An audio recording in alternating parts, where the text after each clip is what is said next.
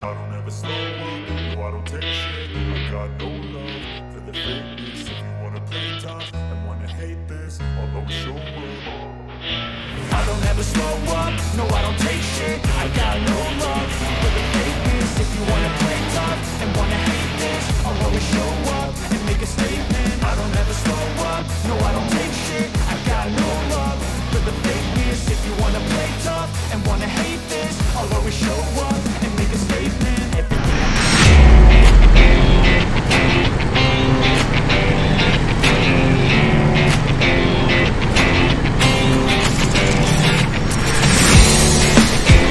Yan guys, good morning. So nakapasok tayo ng SLEC, sukat entrance. Pasa-outbound tayo, papunta tayo ng Ducati Alabang for my 1000 PMS. So ang vlog natin ngayon ay kung ano nga ba ang ginagawa ng Ducati sa mga motor nila pag na-reach nila yung 1000 PMS. At saka, o nga pala, shoutout nga pala sa aking misis dahil sa aking bagong jacket which is last year niya pa to binigay sa akin. At bakit ngayon ko lang sinuot? Dahil ngayon lang ulit nagkasya. So medyo mataba tayo nung last year dahil may pandemic. And syempre walang exercise. Oh, traffic na yun Yo, wait lang.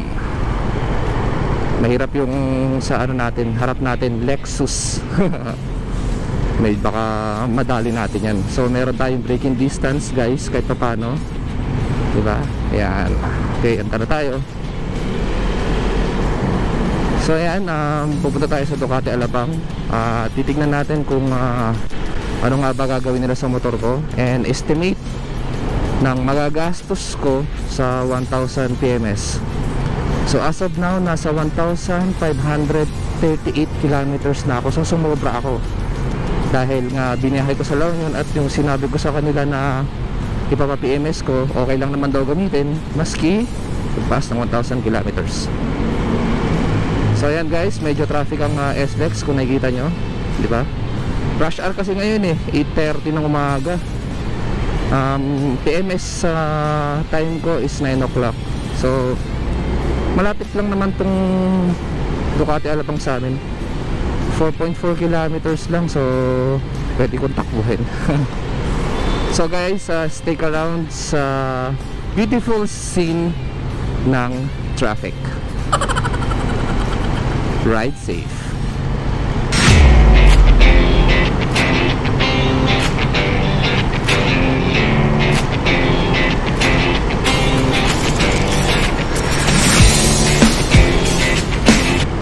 Oh, kaya pala may something. So ano nangyari kay truck? Mayroon siyang, okay, kaya pala traffic dahil sa kanya.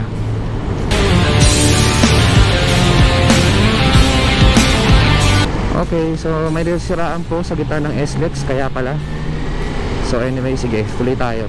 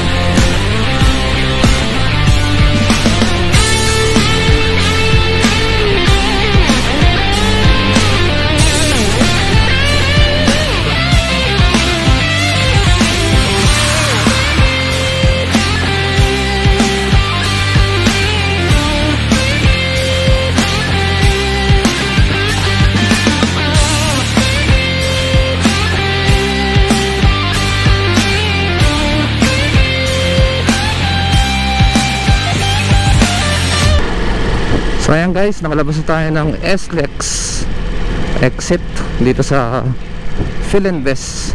So malapit na tayo sa Ducati Alabang.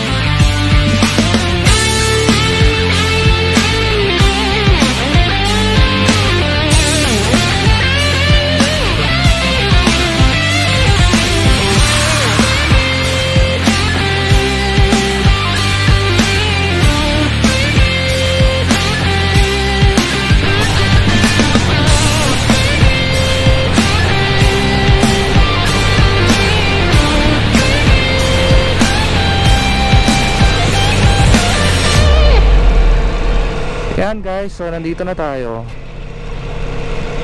Alam ko dito ang ano pero punta tayo na sa sa parking. Let's go. So maaga ako ng 30 minutes sa PMS, pero okay lang yan, di ba? The earlier the better.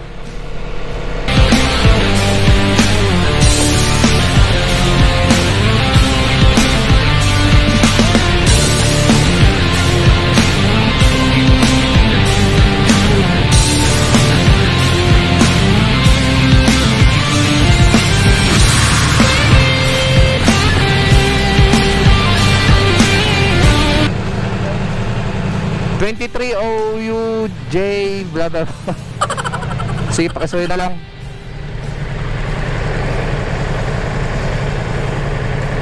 PMS o Ducati?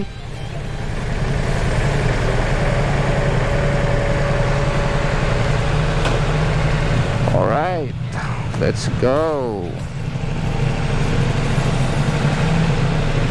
So dito na lang ako dumaan sa baba, which is pwede naman doon, kaya lang hindi ko pa kasi memoryado dahil doon nilabas dati yung Ducati ko 2 months ago. So dito na lang ako dadaan sa baba. Titingnan natin kung ano. For sure sarado pa sila kasi 8:38 pa lang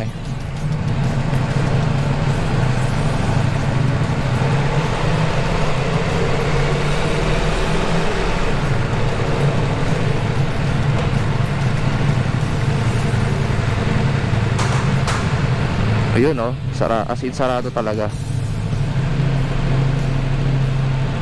No entry. Puta, paano kaya to? Sarado pa So hihintay na lang natin guys na magbukas si Ducati Alabang. Okay, so mag-hazard na lang ako dito.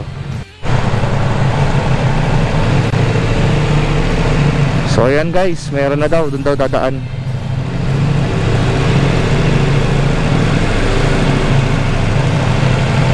Okay.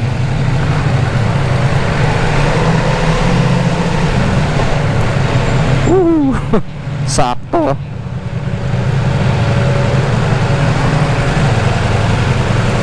Alright. So nandito na tayo sa Ducati service.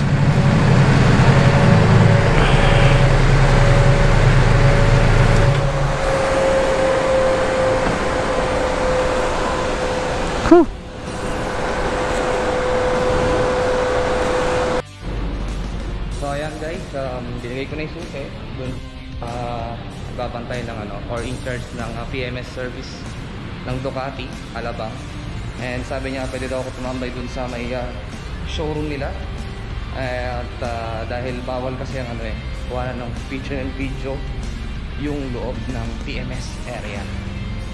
Yan.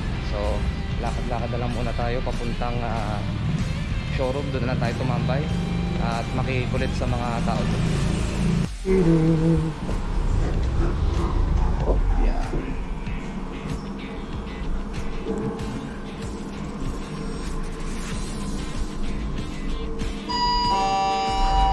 Wow. Let's go.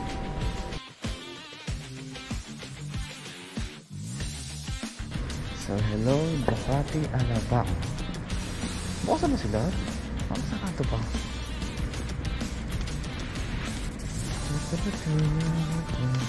Okay, so pasok na tayo doon.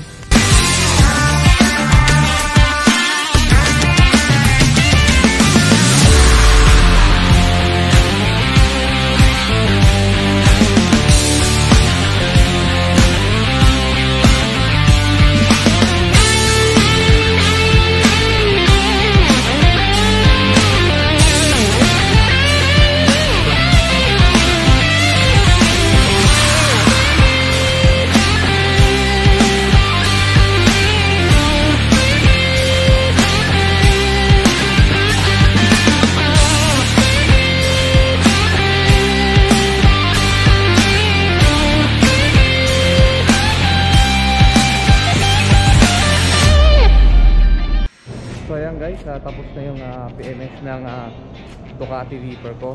So ngayon balik tayo dun sa may PMS area nila.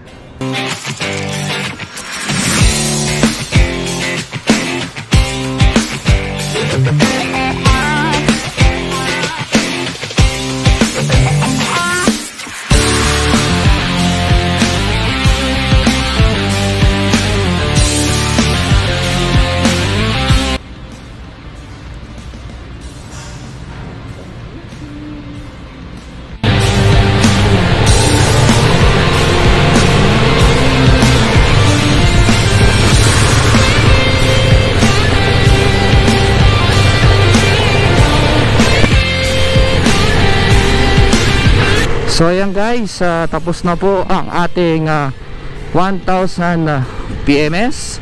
So ano bang ginawa nila sa PMS? Change oil, then oil filter, tapos general checkup for 1,000 kilometers PMS.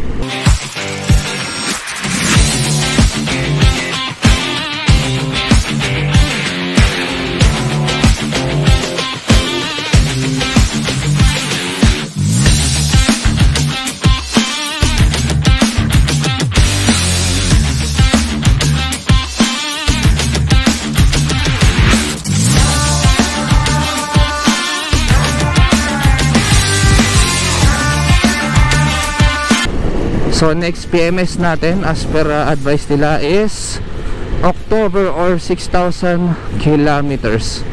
So for sure hindi ko ma-reach ang 4,000 kilometers dahil nagbabarko ako. So by October, ang problema naman paano daw ipapadala. Sabi ng Ducati no problem, dahil pwede daw nilang ihatid sundo ang ating beloved Red Horse Ducati. So ayan guys, dyan po natatapos ang aking vlog. At pasensya na kayo kung hindi natin na video sa loob dahil mayroon po silang restriction. Bawal ho ang video and photo sa loob ng PMS nila. So ayan guys, so if you like my vlog, kindly like and subscribe to my Facebook page, YouTube channel, and of course TikTok. Ang pangalan ko po ay Tano Rider. So guys, thank you very much. See you in the next vlog. Ride safe.